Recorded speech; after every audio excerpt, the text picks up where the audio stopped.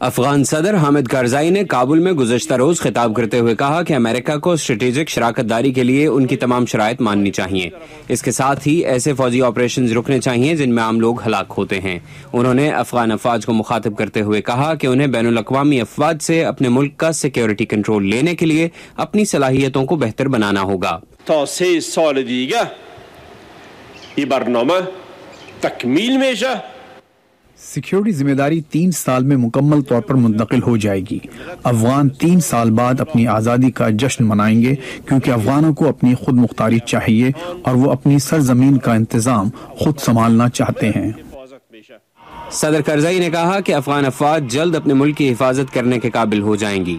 Charles sweet امریکہ کے داخلی سلامتی کے ادارے department of homeland security کے سابق چیف آف سٹاف ہیں. وہ کہتے ہیں کہ امریکہ اور افغانستان دونوں یہ چاہتے ہیں کہ افغان عوام اپنی سیکیورٹی کی ذمہ داری اٹھانے کے قابل ہو جائیں، لیکن ہمیں 1980 کی دہائی کے بعد کا سبق یاد رکھنا چاہیے. میں CIA میں تھا اور ہم روسیوں کو وہاں سے نکالنے کے لیے کام کر رہے تھے. اس کامیابی کے بعد بدقسمتی سے ہم فوراً وہاں سے نکل آئے اور یہ خلا القاعدہ اور طالبان نے پر کیا. تو ہمیں صدر کرزئی کے تحفظات اور افغان خود مختاری کا احترام کرتے ہوئے قدم اٹھانا ہے، مگر ساتھ ہی خطے کی سیکیورٹی کے لیے وہاں مناسب فوجی طاقت برقرار رکھنی ہے.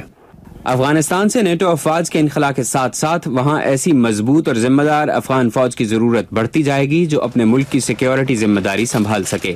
لیکن افغان فوجوں کی تربیت میں ایک بڑا چیلنج بھرتی شدہ جوانوں کا ان پڑھ ہونا ہے.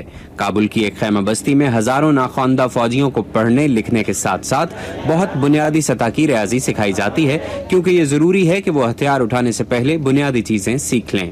یہ فوجی جوان پورے افغانستان سے یہاں آتے ہیں. ان کی تربیت میں ایک اور مسئلہ یہ ہے کہ مختلف قومیتوں کے یہ لوگ 8 مختلف زبانیں بولتے ہیں.